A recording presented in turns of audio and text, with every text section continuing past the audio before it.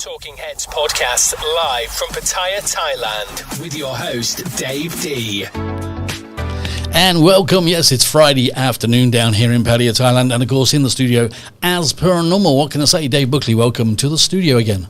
Thank you. Nice to see you. Nice to be here. Yes, good, nice and early today as well, didn't you? Yeah, only shows keenness, I think. Keenness, only an hour before. Yeah. all the things coming up on today's subjects. We've got favourite places that people go around Pattaya and around Thailand. That's coming up. We've got some of your questions that we will answer a little bit later on. But first of all, Dave, I'm going to hand you over to you because you've been sort of doing... We did an article yesterday on Pattaya One about the train, the fast train that's coming, or the speed train or whatever you want to say. I mean, what's happening in that area? Well, I guess the quick answer is not a lot. At least for the link between Bangkok and Pattaya, nothing much seems to be happening, I'm afraid. Although there is some good news in as much that in June the Bangkok Post reported that the first phase will be completed by 2026. That's the link between Bangkok and Korat, or Nakhon Ratchasima, however you want to pronounce it, and that's part of the route to China. Wasn't there something in the news though? I mean, like last year or something that brought the trains already.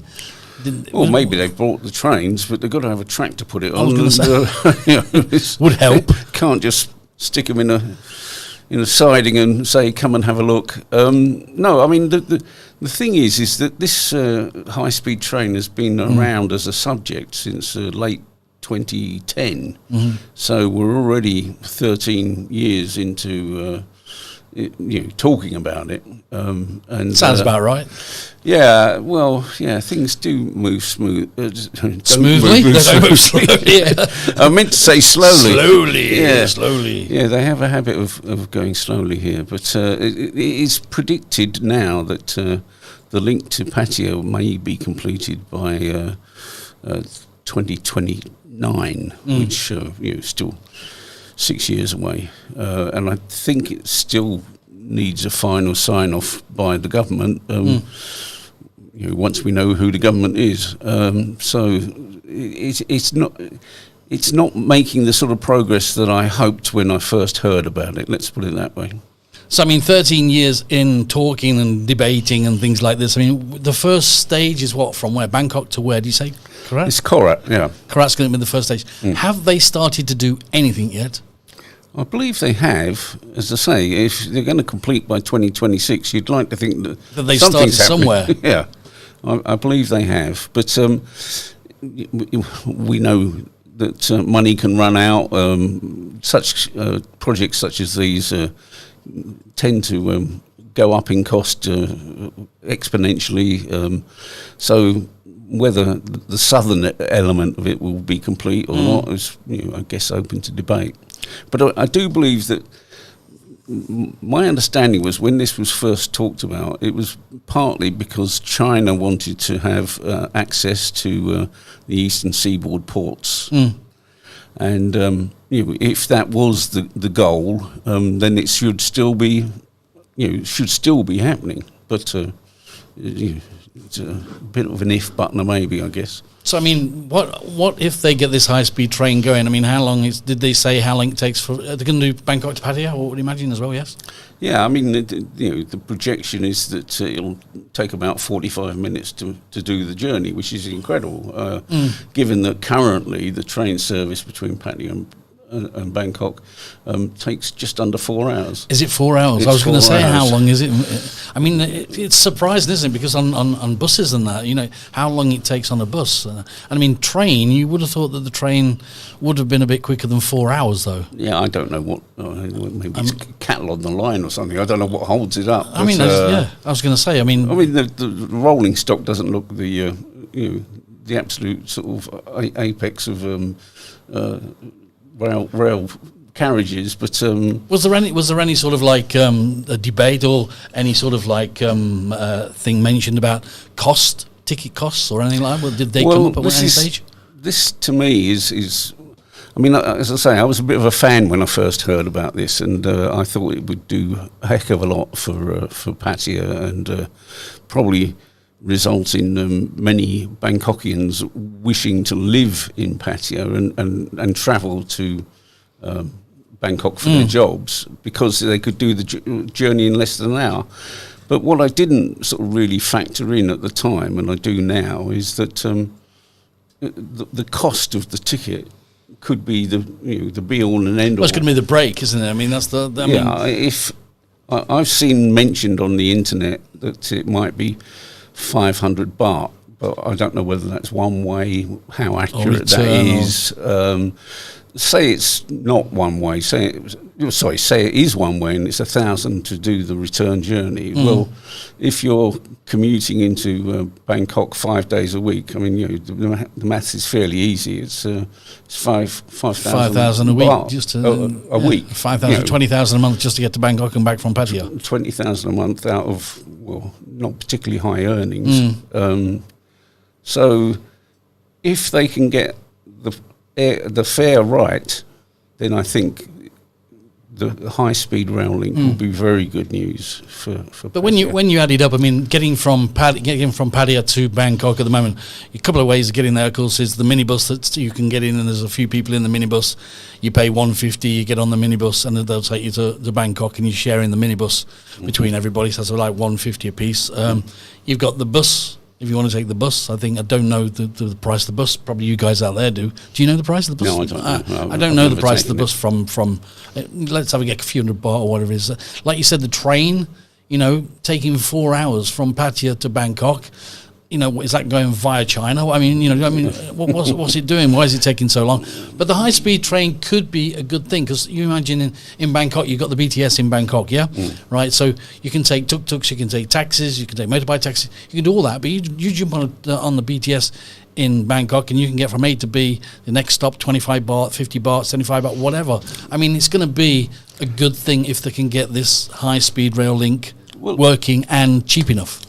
They're probably paying the sort of what I call the in Bangkok prices already anyway. I mean, so it's really the difference is the fare between Pattaya and Bangkok, and if it's reasonable, maybe a big if, I don't know, but if it's reasonable, then I do believe that people might well want to have their main home down here.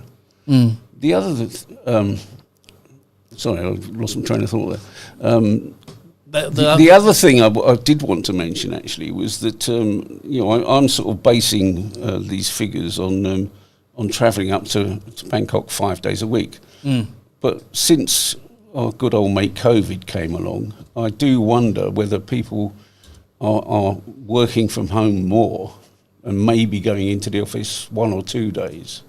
Certainly that's the case back in the UK, where it's quite accepted now that if you have a good internet link and can perform your work from home, bring you in 1 or 2 days to have meetings and things. I think COVID as well. I mean, all the bad things it did, but sort of all the good things it did, of course, is it made people looking at an alternative way of working and doing things.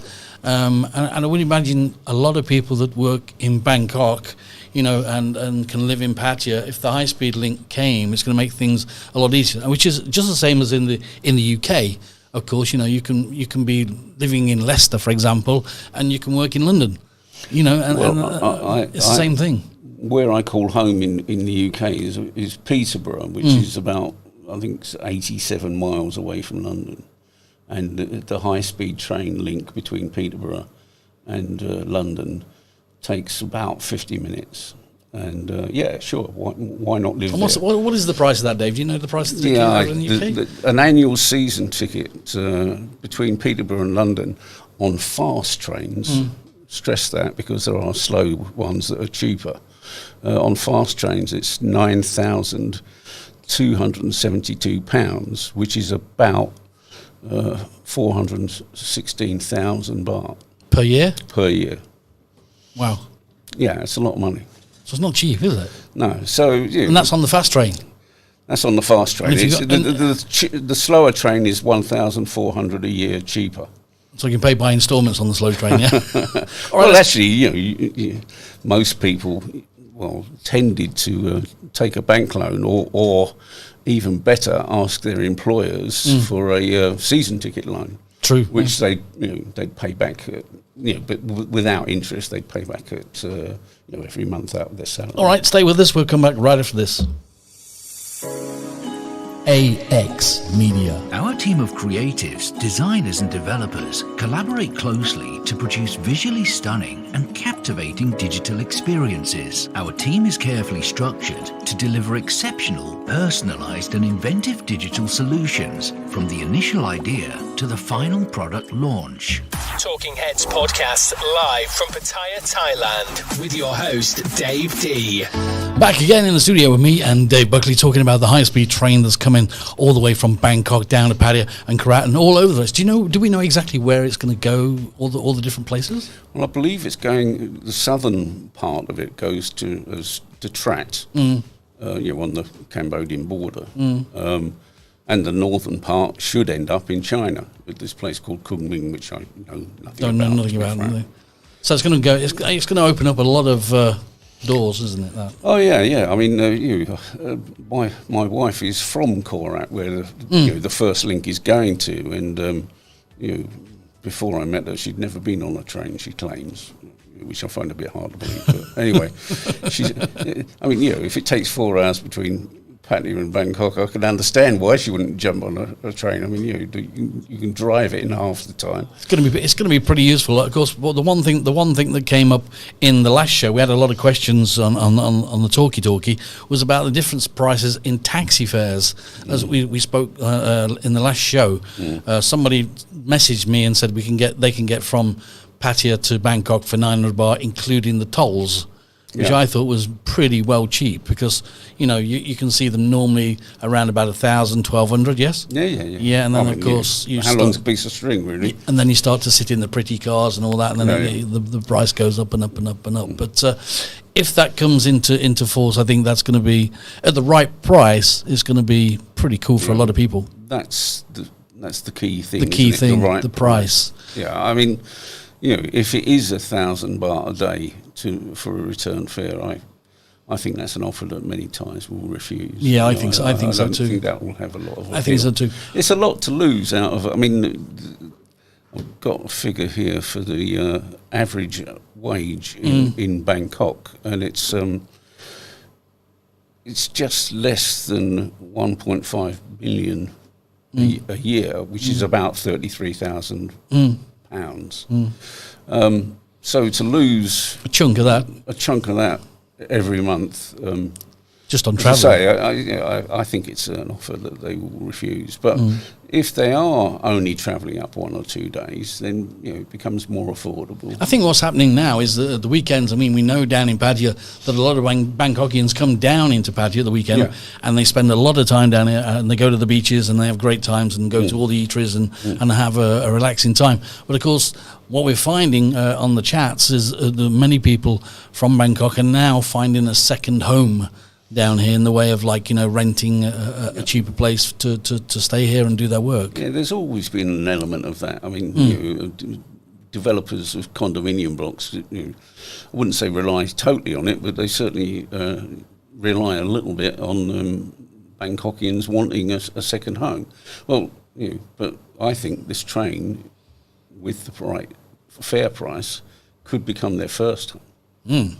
And they ditch Bangkok. With Dave D and Dave Buckley. They don't live there anymore. I don't know why he said that. I don't know. Hang on, shall we press him again? Talking Heads podcast live with Dave D and Dave Buckley. I don't know why he said that. I don't know why he said that at all. Some of the favourite places down here. Somebody's saying that. What's the favourite places down here? There's a lot to do. Excuse me. There's a lot to do in Pattaya and around Pattaya, besides all the bars, go-go bars and the normal bars that we normally talk about. I mean, there's a lot of things. I mean, there's 20-odd golf courses for a start off. You've got the water parks, Ramiana, and you've got the Cartoon Networks, yeah? There's lots of things, non-nooch gardens. I mean, my question to you is, do the people that live here, like ourselves, the expats, or whatever you want to say, do they still go to these kind of places? I don't think they do. No? No. I mean, I think it's it's for the tourists, isn't it? I mean, when I was living in London, I think I went many, many years without ever visiting the Tower of London. It was there, it was probably only a few miles away, really, from where I lived. But there'll be another time to it's take not like them in. it's not like jumping in the car and going, "Oh, we're going to see." No, It's not that, because we're already here, aren't we? I think, I don't think it has the same allure. But I sometimes think, well, what if I have my sons, say, visit me here? Where would I suggest that they go, for a holiday experience? And the places like the water parks would certainly feature in that. I mean, there's a lot, you've got... it might be the first time I go there. Yeah, we've got go-kart tracks, of course, we've got the go-kart tracks here. Right. I mean, there's plenty to do. There's plenty to do here, but it's like on your doorstep. It's always there. Yeah. I can do it tomorrow. And It's you end up never doing it. It's not like the old days where you used to jump in the old Ford Zephyr van or the car or whatever and saying we're going to the seaside and can I see the sea yet? Yeah. You remember all those kind of things, but we don't do it here, do we? Yeah. It's just on the doorstep, isn't it? Yeah. I mean, I think... for me, it was going to the seaside was the annual holiday. It was and then when I first got on a plane, when I was about 18 or 19, it was a whole new world. One of the things that we had on the chat last week, we sort of stepped on it and then sort of went away from it a little bit, and it's coming up again with the places that are around us, is dual pricing. The dual pricing. I mean, do you agree with that or disagree with that? I think that's ridiculous. Yeah? It's very difficult to justify. I think. I mean, if you imagine that, if a Thai went to an amusement park in the UK and was charged more than the Englishman, I mean, how ridiculous is that? Yeah, it's like the Englishman walks in and it's £10, but the Thai walks in and it's £50. Yeah, I mean, are they going to say, "Oh, that's okay"? I don't think so. I mean, there's why should they? There's fors and against it. I mean, a lot of people are against it, of course, because of but also you've got to remember one thing is, of course, if you live here and you've got your Thai ID card, you do get the Thai price. I mean, that works in most of the places where I've been to. I mean, I've never had an experience yet where it's like 300 baht for the entrance, but it's only 150 for Thai. And I've shown my card, and they said, no, you've got to pay the 300. I haven't had that experience yet. But do you know of any people that have had that experience? No, but I mean, I've never shown an ID card to try and get the discount, because I just find it demeaning. I think it's if they want, because of the colour of my skin, to charge me twice as much. But they class not the colour of the skin; they class you as a tourist. Doesn't it? It's not the colour of the skin. I think it's the tourist thing where they think, you're tourists on holiday, we can get more money at the end of the day. I can see the logic in it, but, is it fair? I don't think it's fair.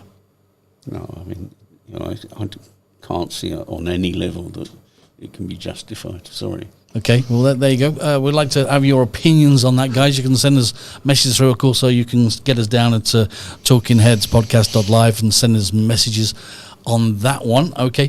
Dave, one thing that did come up, and we were talking about the other day, the guy who didn't believe me about you remember when I told you the cheeseburger? Oh yeah. It was in Burger King, yes. Yep. Burger King are actually, I think they've stopped it now, but have they? Yeah, they actually did the burger with the 20 slices of cheese only. There was no meat inside it whatsoever. So it was real. It was not made up. So it's been cheesed off, yeah. It's been cheesed off. I got something here. I got something here for you. I mean, I'm gonna test your ability. Let me just look at my screen, because somebody sent this to me, because he knows that you're like a bit of an editor and a bit of a writer. So I would imagine he's trying to test you here. So I do apologise up front for this. Okay. Okay. It says only 4 words in the English language end in dos.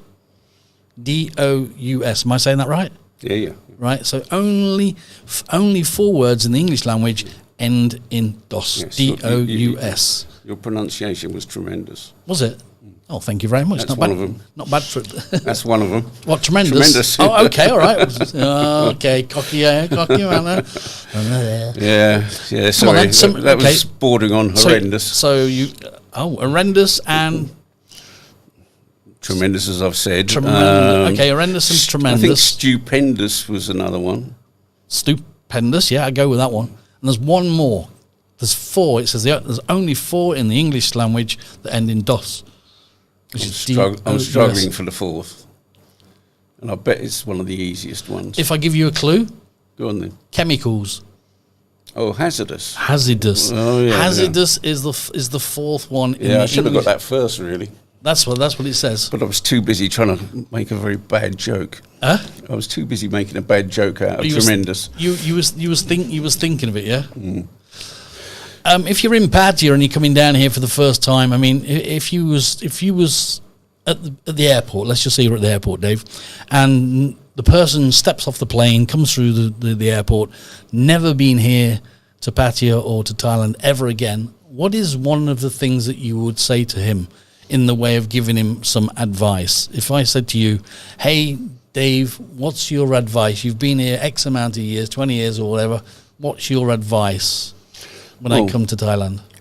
A key thing would be, if you're thinking about hiring a car, please don't think that your journeys are going to be normal in any shape, sense or form. Driving? Driving is a completely different experience here.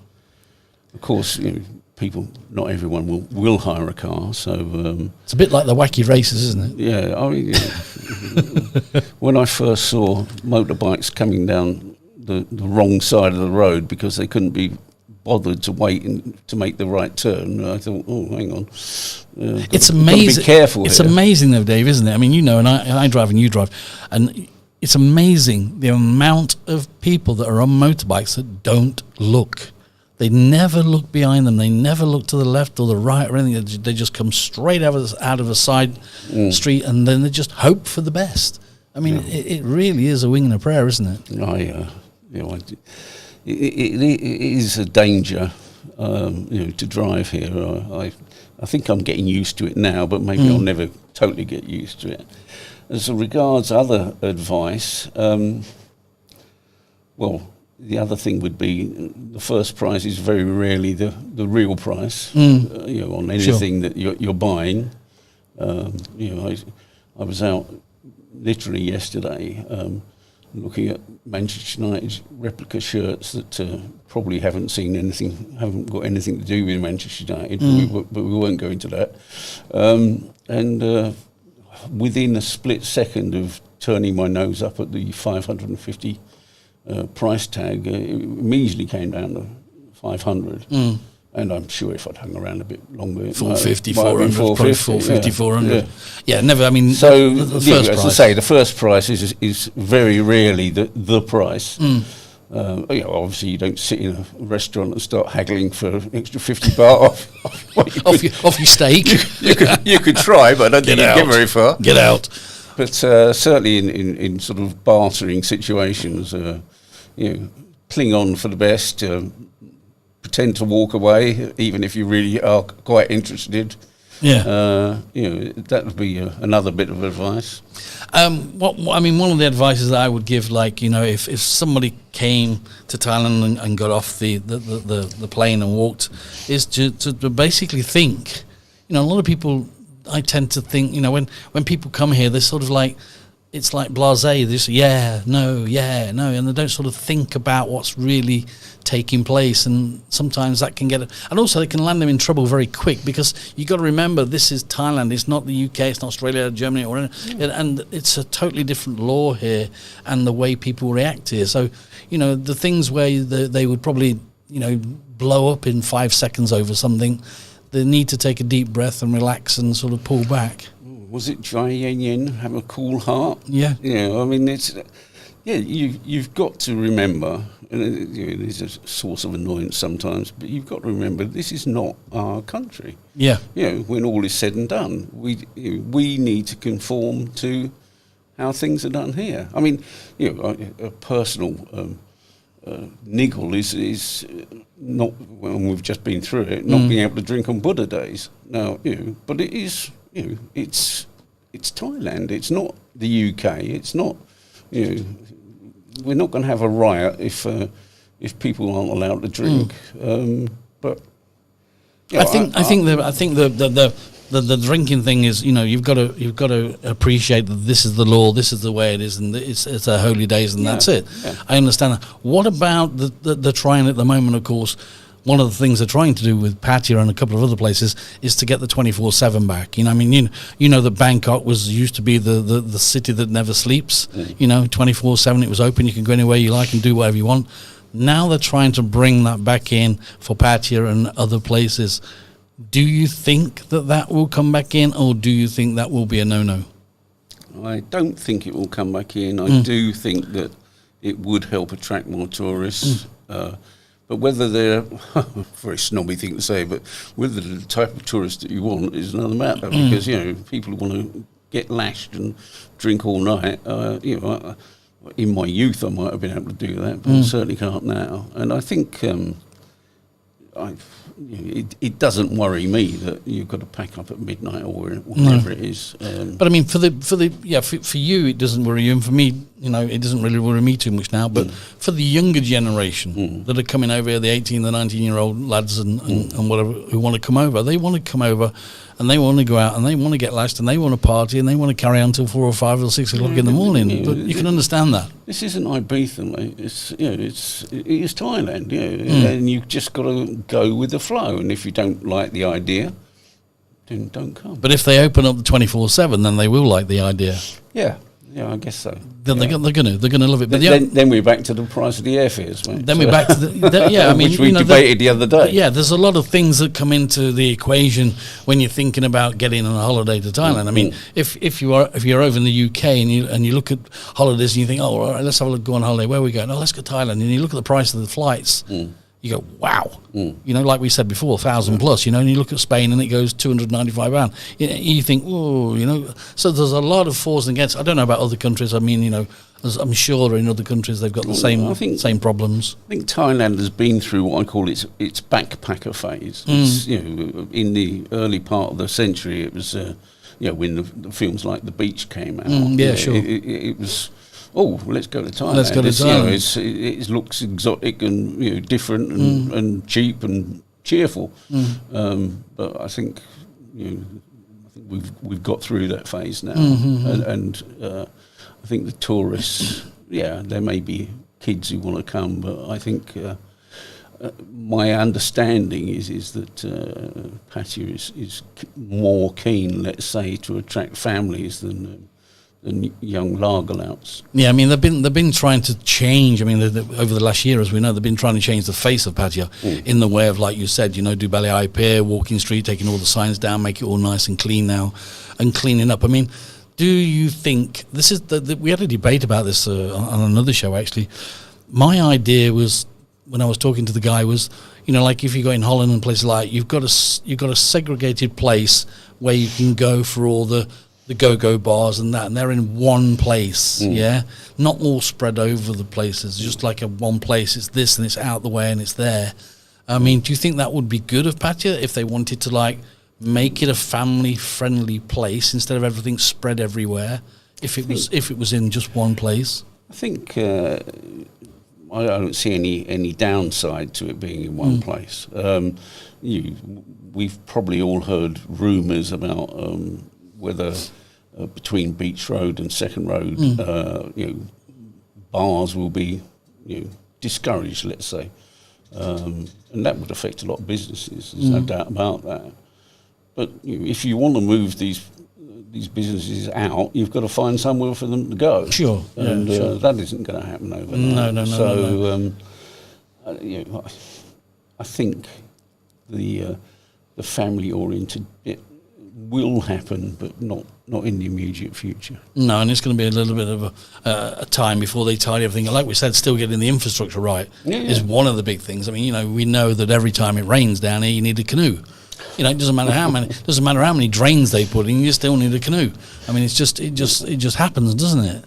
It's amazing. The 1 week, they're putting in the drains and they're this size, and 3 months down the line, they're digging the same road up, putting bigger drains in, and it rains again, and you're still getting the same problem. It's like, what can you say? We need the work. Certainly, the propensity towards ripping up the roads all the time isn't going away. It's not going nowhere. All right, okay. Join us later on for some more from Paddy, and of course from Talking Heads Live. All right, stay with us. We'll be back right after this. Going to take a little bit of a break. So take care, guys.